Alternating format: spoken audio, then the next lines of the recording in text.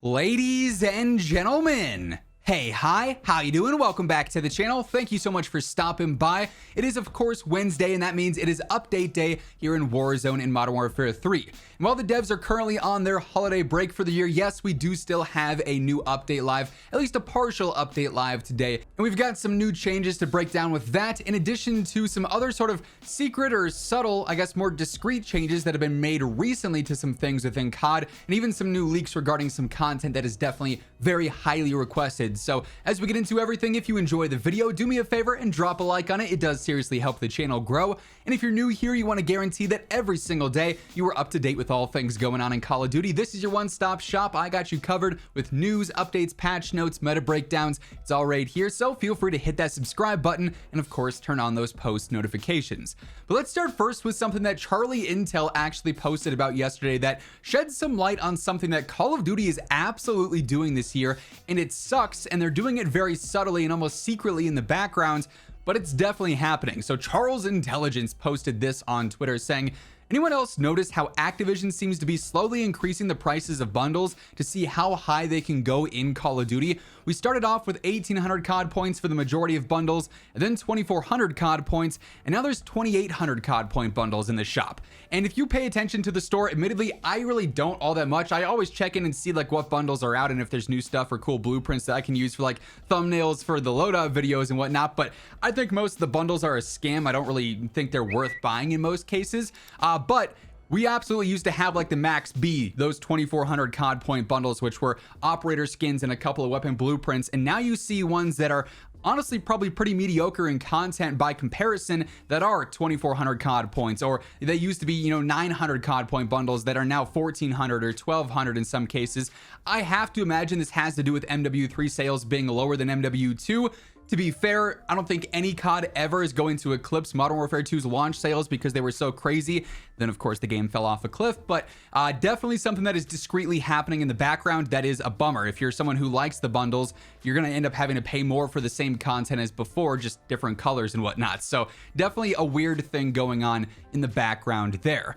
Briefly shifting focus here, there have been some new leaks surfacing recently in the past couple of days, coming out with some of the weekly updates, I guess, when they modify the game files slightly for that. We get some new leaks. According to Forward Leaks over on Twitter, there's been several different sort of like loading screens and asset screens leaking out, and one of them in specific is actually a newly updated cyber attack loading screen or asset screen. And as you may recall, a little while back, Sledgehammer did say that while cyber attack currently is not one of their planned new game modes for MW3, if there was enough community interest in this, they'd be more than happy to look into bringing it back. So if this is being newly updated in the game, it seems like maybe they have heard that there is some interest surrounding this mode returning, and they might be bringing it back in the future, maybe later on in season 1, or perhaps later on down the road in season 2, 3, 4. We're gonna have to wait and see, obviously, but that is a sign of potentially that new update happening based solely on community feedback, which is definitely cool. Now, obviously, as mentioned, being Wednesday, it's a routine weekly update day for COD across the board.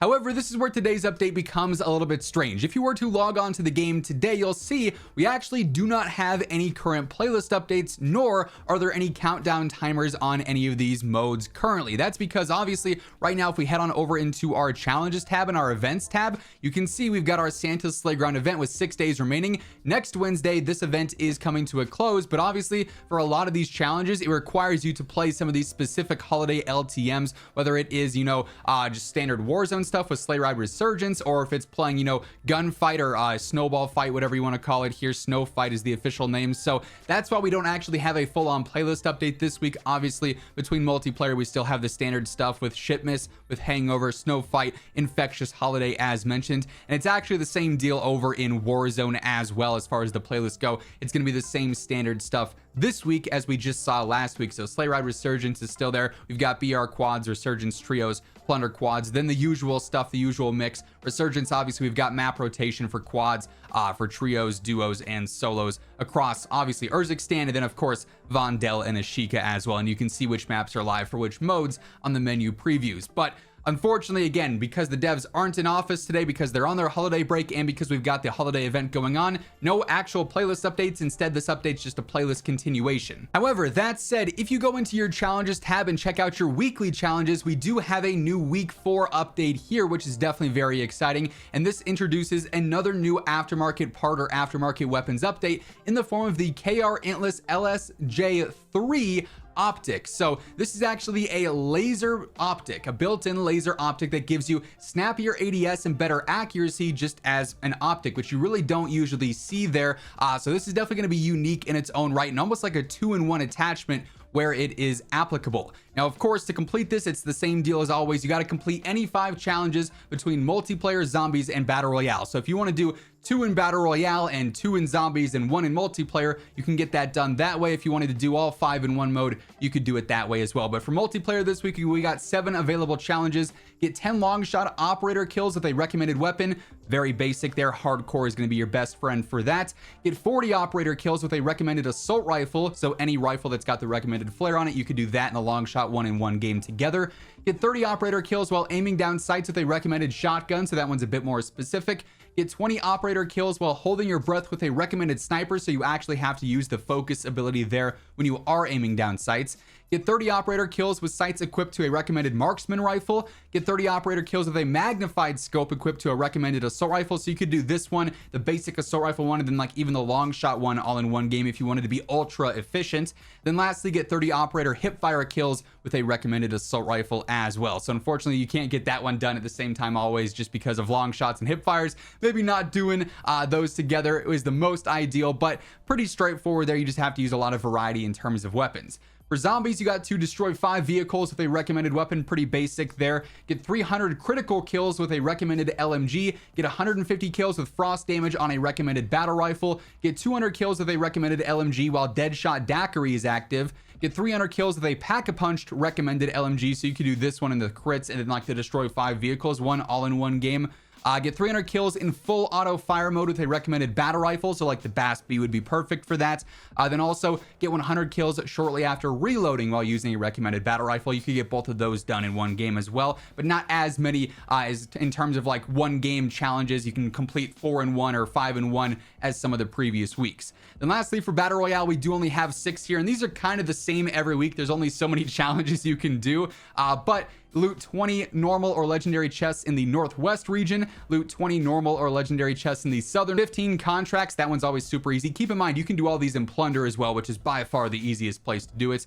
Get 40 operator kills or kill assists with a recommended weapon. Get 40 normal or legendary chests in the central region, then same deal in the eastern region. So if you're looting, you're going for like the intel contracts or scavengers and plunder, and then just getting basic kills. These won't be too difficult either. My recommendation though is if you are a pay-to-play player, absolutely mix and match between these modes. Some of these are a lot easier in individual spots there, but that's our new aftermarket part update and really the main weapon update for this week. And of course, if you complete all 5 of these and get the Antlers LSJ3, you get one more progress towards the Coherence camo here, which admittedly is not the craziest camo in the world, but it's going to be rare at the end of the day. It's our season 1 weekly challenge mastery camo. So if you want that just for the sake of having it, you are going to have to complete these and obviously go all the way through week 8. Now, outside of the more so standard changes that we got within the game today, we also know of some of the upcoming changes and gameplay updates between Modern Warfare 3 multiplayer, zombies, and of course Warzone as well via the Trello boards. Now, obviously because the devs are out on a holiday break, so is the communications team.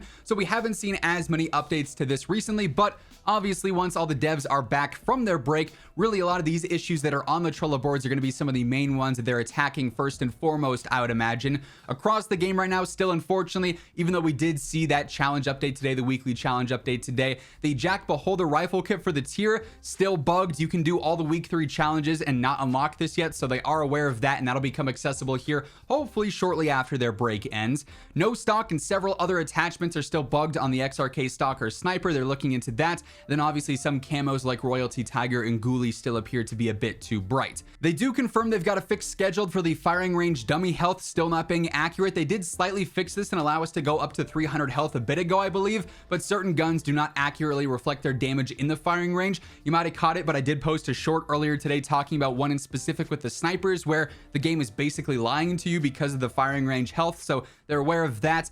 Priceless camo not working for the Stormender. They're well aware of that by now. That'll be updated here shortly. And then, of course, the FOV bug has been persisting since the launch of the game, basically. They are still investigating that. There must be some sort of like deep root hidden issue causing that, because that's by far the longest standing issue here on the Trello.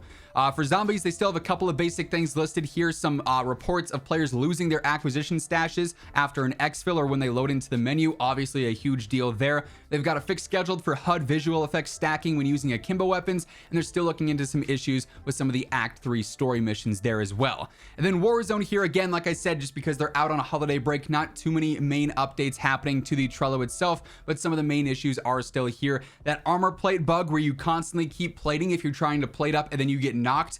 It's a huge issue. It basically forces you to die for it to fix itself. That's a huge problem. Redeploy notifications when an enemy is landing on you are basically non-existent right now. They're looking into that as well. The breacher drone is doing more damage than intended. Bomb drones, I believe, are right now as well. They're not supposed to be one hit, but they are. So a couple of issues that they're looking into there are still listed as being investigated. Again, once they are fully back from break, I'm expecting a lot of patch notes to go out in regards to some of these more basic gameplay issues and exploits and glitches going on here that they've got listed. But all that being said, that is effectively everything that ended up changing in today's more standard update, probably more standard than what we've seen before because of the absence of the devs in the office, but still an update nonetheless, and of course what to keep an eye out on elsewhere as well. If you guys enjoyed the video, do me a favor, drop a like on it. It's always seriously appreciated. And if you're new here, you want to guarantee that every single day you are up to date with news, updates, patch notes, meta breakdowns. I got you covered right here. So feel free to hit that subscribe button and turn on those post notifications. Once again, thank you so much for tuning in. And until next time, take it easy. Have an awesome rest of your day. And I'll catch you later. Peace out.